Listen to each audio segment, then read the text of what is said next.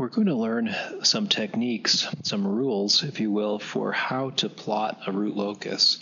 And in this section, we start out with one that is very simple. In fact, once we know how to do it, we can use this rule by inspection without any calculations at all to show parts of the complex plane that are parts of the root locus also.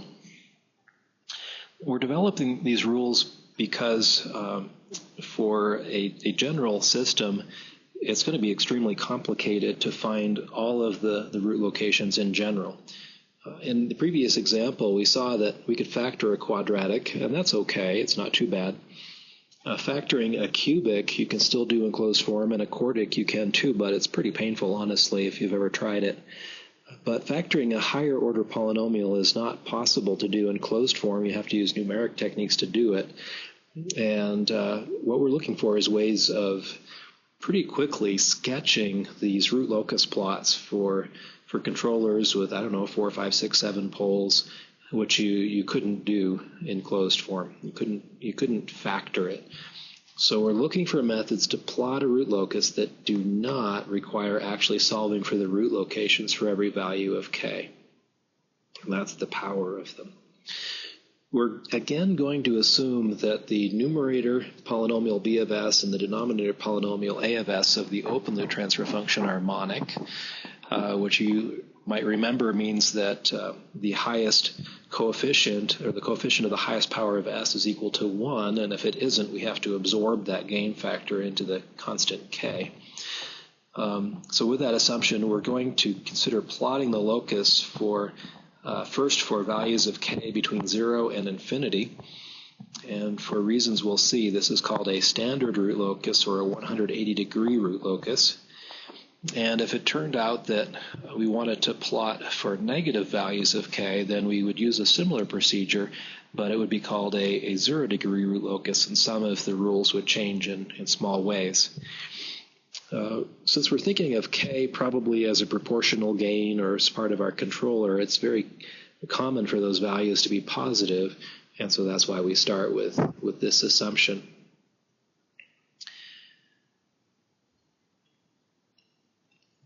One way of thinking about the root locus is saying a point S1, which is just some point in the complex plane, is going to be on the root locus if 1 plus k times g evaluated at s equals S1 equals 0. So in other words, I could go through the S-plane, and I could test individually every single location in the S-plane, just take those values of S and plug them into this equation. If I get 1 plus k times g evaluated at that point equals 0, then yes, that's on the root locus. If I get some non-zero value, then no, it's not on the locus. That's one way of thinking about plotting a locus, which is obviously a lot of work, so we don't want to do that, but that's an important concept. Equivalently, I can look at this equation and solve for k.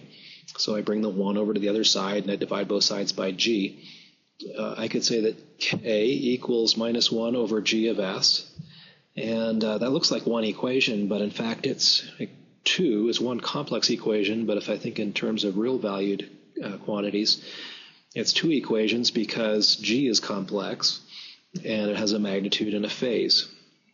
So I have the magnitude of k must equal the magnitude of 1 over g of s, and the minus sign goes away because the magnitude takes care of that.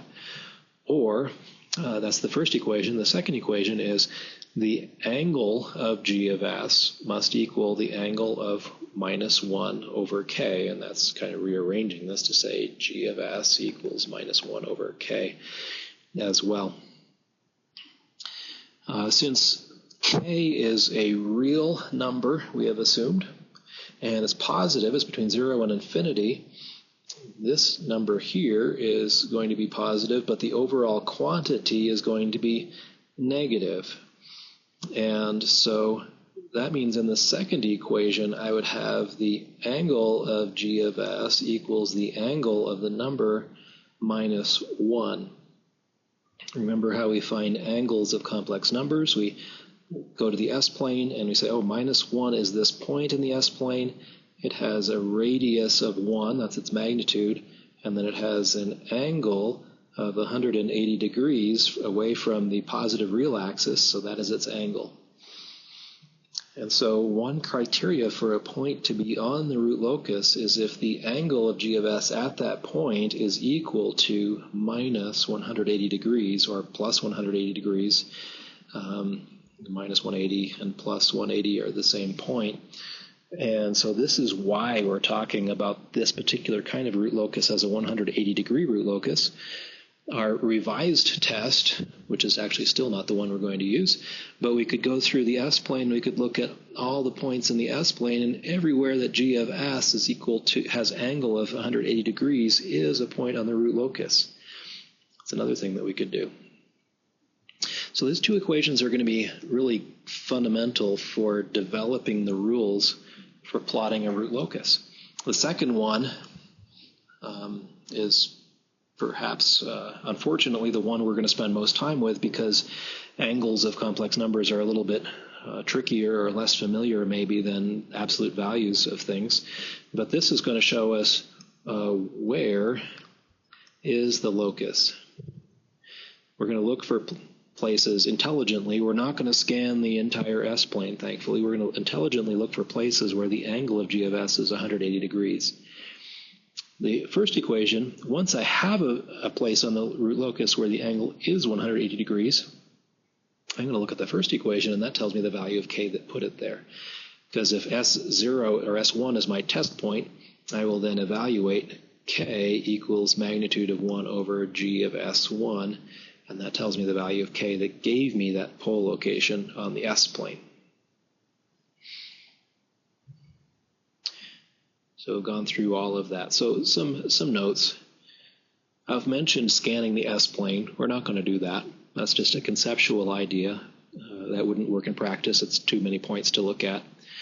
The angle criteria explains the term 180 degree root locus when k is positive, so we've mentioned that already. It also explains the term 0 degree root locus when k is negative, because if you go back and look at that, we would still have angle of g of s equals angle of minus 1 over k. And if k is negative, minus 1 over a negative number is a positive number, and the angle of a positive number is 0. So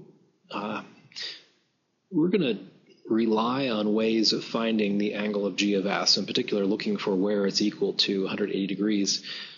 But we're also going to use geometric means for finding the angle of g of s. And you may have been exposed to this before, or you may not. So this may be review, or this may be startlingly new.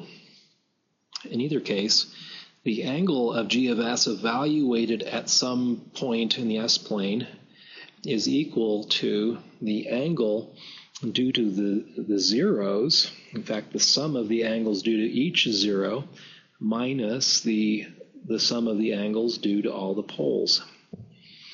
And we can do this in a geometric sense. I don't have to figure out what are all the complex numbers and what are the angles of each complex number and add all those up. I can actually plot things and use a protractor if I plot things to scale and to find the angle of g of s very, very quickly. So let's think about this. Let's take g of s equals s minus z1 over s minus p1, s minus p2. And I'm looking at some test point S1. So I've plotted here. So you see I've got an imaginary axis, I've got a real axis. I have supposed some values for P1 and P2 and Z1. They could be anything, but I've just chosen P1 equal to 0 and P2 equal to some number over here and Z1 equal to some number over there. And here is my test point for which I want to know for that transfer function g of s, and I've plotted g of s as poles and zeros, what is the angle of g of s? Well, the angle of g of s is, from this, we say it's the angle from the 0, which we'll call theta z1, minus the angle from pole 1 minus the angle from pole 2. But how do we compute those angles? Well, we take the S-plane, we draw it to scale, I put the poles and zeros on there, I put my test point on there, and I draw straight lines between the test point and all the zeros and all of the poles. Then the angle associated with 0, 1 is this angle, and I'll maybe exaggerate just like that.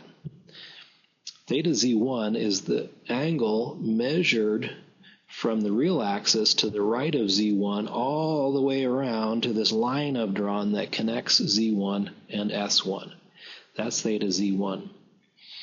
Theta P1, similarly, I draw a line out here, and this is the angle here, theta P1, between P1 and that line that connects S1 and P1. And theta P2, I draw a line straight out, and I draw that angle also.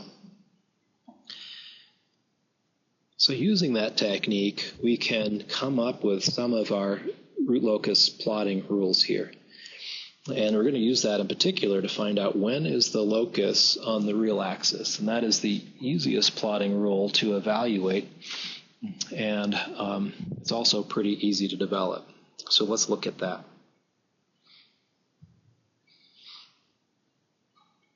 So let's consider some scattering of poles and zeros. And I've just drawn a sample set here. So Z1 is 1, 0 of my open loop transfer function. P1 is a real pole, and P2 bar are complex conjugate poles. And I've chosen a test point on the real axis way over here to the right of all of the poles and zeros. And if we look at that, we say, well, the angle of G evaluated at S1 is the angle from Z1, 0, minus the angle from P1, minus the angle from P2, minus the angle from P2 complex conjugate. So what do? I draw lines that connect all of my things, my Z1 and my P1 and my P2 and my P2 bar. I draw lines that connect all of those to S1. And then I say, well, what is the angle? If I look at this from Z1, it's 0 degrees. Z1 is already pointing directly at S1, so the angle from Z1 to S1 is 0. The angle from P1, again, is 0. The angle from P2, remember I measure from straight right, so the angle from P2 is this. I'm going to call that angle P2. And the angle from P2 bar is that, and I'll call that angle P2 bar. And I have that there, and I have that there. Now, what's interesting is that when I've got these complex conjugate poles here, that the angle P2 plus angle P2 bar, when my test point is on the real axis, which is going to be, right in between them vertically, all those add up to 360 degrees, which is also the same as 0 degrees. So I don't know what those angles are individually, but I know that together they are 0. So my test point here on the real axis to the right of all of those poles and zeros is 0.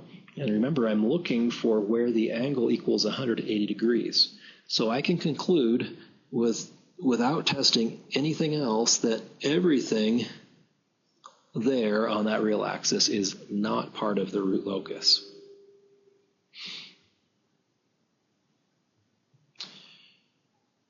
Some observation as well, just having to do with this complex conjugate poles and zeros.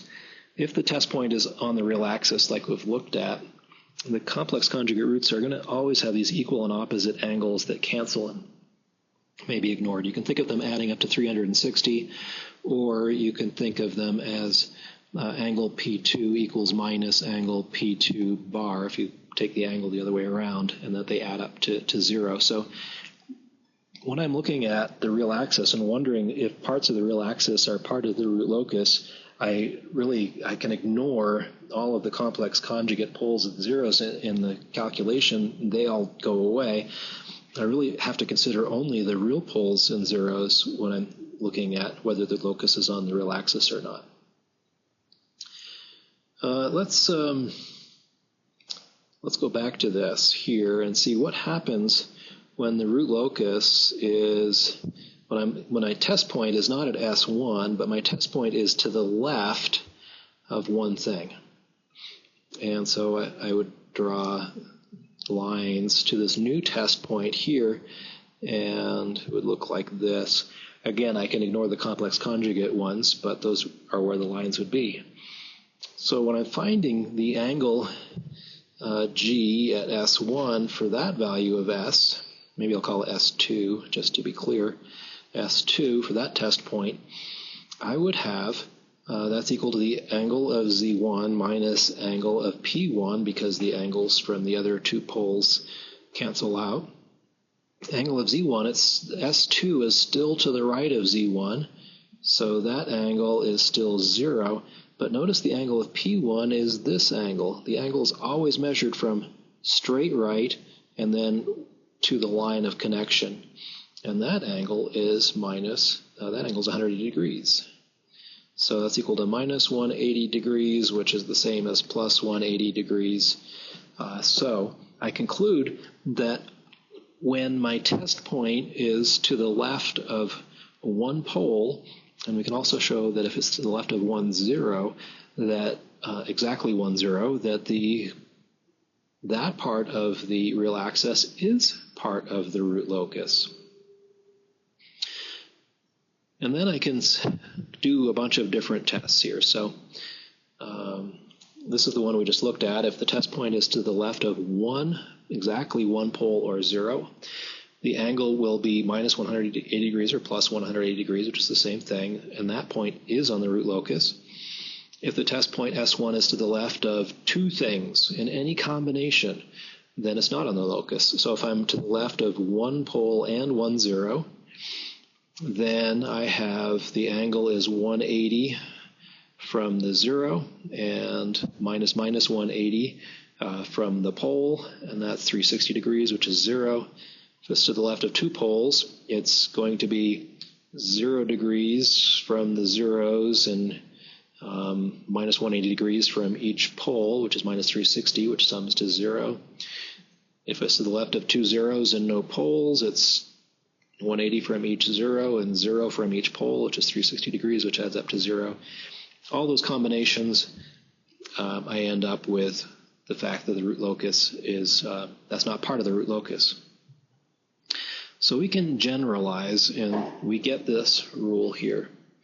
If I look at the real axis, all points on the real axis that are to the left of an odd number of poles and zeros are part of the root locus.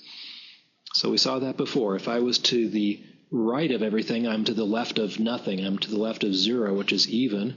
So that was not on the locus. But if I'm to the left of one thing, either a pole or a 0, I am on the locus. If I'm to the left of two things, I'm not. Left of three things, I am, and so forth.